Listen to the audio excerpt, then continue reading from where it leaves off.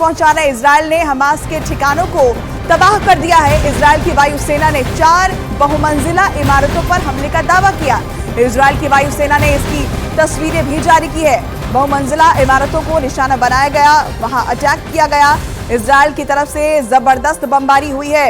Israel की तरफ से जवाबी कार्रवाई की जा रही है। इजरायल ने हमास के ठिकानों पर हवाई अटैक किए हैं, बहुमंजिला इमारतों को निशाना बनाया है और चुन चुनकर सभी जगहों को तबाह किया जा रहा है, जिसकी तस्वीरें इजरायल की वायुसेना ने साझा भी की है।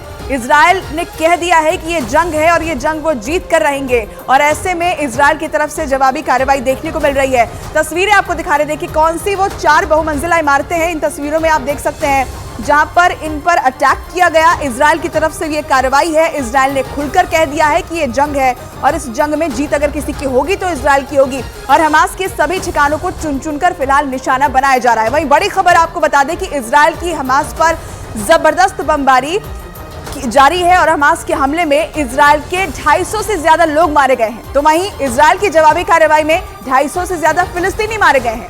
हालात बहुत नाजुक हैं और अगले 24 घंटे में यूक्रेन से भी बड़ा युद्ध देखने को मिल सकता है।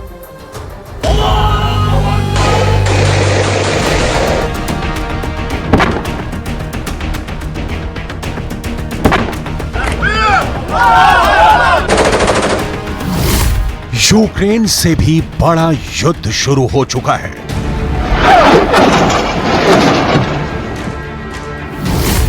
यूक्रेन से भी ज्यादा खून बहने वाला है।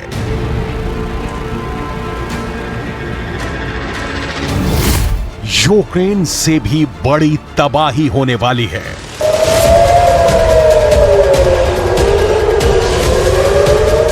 फिलिस्तीन और इजरायल के बीच सबसे बड़ी आग भड़क चुकी है और अब इस युद्ध में इतनी लाशें गिरेंगी कि ना पुतिन ने देखी होंगी ना ज़ेलेंस्की ने।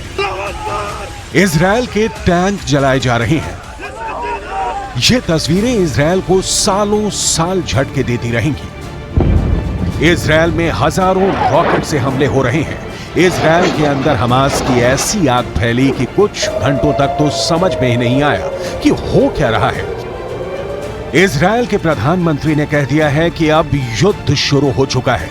इजरायल पर हमास के सरप्राइज हमले से पूरा इजरायल हिल चुका है। यह हमला जमीन के रास्ते हुआ है। कंटीले तारों की बाढ़ काटकर हमास इजरायल में घुस चुका है। मोटरसाइकिल पर सवार यह हमलावर अचानक इजरायल में घुस गए। यह हमला समंदर के रास्ते हुआ है। हमास की स्पीड बोट इजरायल के किनारों पर हमले के लिए पहुंच रही है। यह हमला आसमान से हुआ है। ग्लाइडर की मदद से हमास का मिलिशिया इजरायल में किसी कमांडो की तरह उतर रहा है। 7 अक्टूबर 2023 ये इजरायल और फिलिस्तीन की तारीख में ऐसा खूनी दिन कहा जाएगा जिसके बाद वर्ल्ड वॉर की बात होने लगी है। हमास के कमांडर ने इस हमले को नाम दिया है ऑपरेशन अल अक्सा फ्लड। इजरायल के प्रधानमंत्री बेंजामिन नेतन्याहू ने भी कह दिया है कि युद्ध शुरू हो चुका है। ישראל, אנחנו במלחמה, לא במבצע, לא בסבבים, במלחמה. הבוקר חמאס פתח במתקפת פתע רצחני נגד מדינת ישראל ונגד אזרחיה. אנחנו בתוך זה משעות הבוקר המוקדמות. अभी की तस्वीरें क्या है, ये आप इजरायल से आने वाले वीडियो को देखकर समझिए। खून खराबा बहुत ज्यादा होने वाला है। ये युद्ध थमने वाला नहीं। गाजा से लगे इजरायली इलाके जल रहे हैं और अब अगले 24 घंटे बहुत ही गंभीर होने जा रहे हैं। अभी की तस्वीर क्या है, ये आप इजरायल से आने वाले वीडियो को देखकर समझिए। खून खराबा बहुत ज्यादा होने वाला है। ये युद्ध थमने वाला नहीं। गाजा से लगे इजरायली इलाके जल रहे हैं और अब अगले 24 घंटे बहुत ही गंभीर होने जा रहे हैं।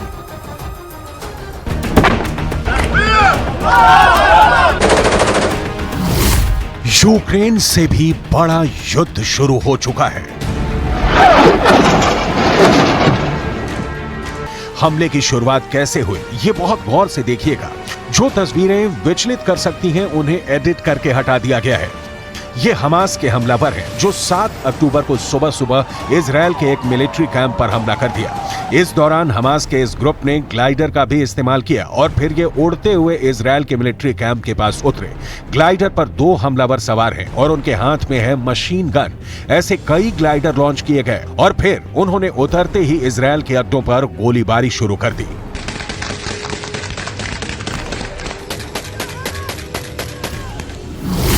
यह पिछले 50 वर्षों में इजरायल और फिलिस्तीन के बीच सबसे बड़ा युद्ध कहा जा रहा है।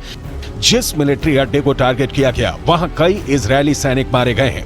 इजरायल के पुलिस चीफ ने कहा है कि गाजा पट्टी के पास 21 ऐसी लोकेशन है जहां बड़े हमले हुए हैं। ראשי מערכת הביטחון, הנחיתי קודם כל לטהר את היישובים מהמחבלים שחדרו פנימה. הפעולה הזאת מתבצעת בשעות הללו. במקביל הוריתי לבצע גיוס מילואים נרחב ולהשיב מלחמה שערה בעוצמה ובהיקף שהאויב לא הכיר. इसलिए कहा जा सकता है कि इजरायल की खुफिया एजेंसी मोसाद इस हमले को लेकर पूरी तरह फेल साबित हुई है। हमास की ट्रेनिंग को लेकर मोसाद अनजान रही, हमास की रॉकेट पावर को लेकर मोसाद अनजान रही। एक साथ इतने रॉकेट तैनात कर दिए गए लेकिन मोसाद को भनक तक नहीं लगी। इजरायल पर हमले की एक बड़ी वजह बहुत दिनों से उबाल खा रही थी, जिसके बारे में पूरी दुनिया जानती है और इजरायल पर ऐसा हमला किसी भी वक्त हो सकता है। ये बात भी किसी से छुपी नहीं थी। इजरायल पर जो हमला हुआ उसकी सबसे बड़ी वजह वेस्ट बैंक के रिहायशी इलाकों में इजरायल का सैन्य ऑपरेशन है। पिछले कई दिनों से वेस्ट बैंक जो फिलिस्तीन का पूर्वी हिस्सा है वहां इजरायल की सेना की गतिविधियां बढ़ी हैं। कई फिलिस्तीनी इजरायल की सेना के ऑपरेशन में मारे गए हैं और इसमें बच्चे भी शामिल हैं। वेस्ट बैंक की बहुत सी जमीन पर सेटलर्स को बसाया गया है और इसे लेकर फिलिस्तीन और इजरायल के बीच तनाव बढ़ता गया।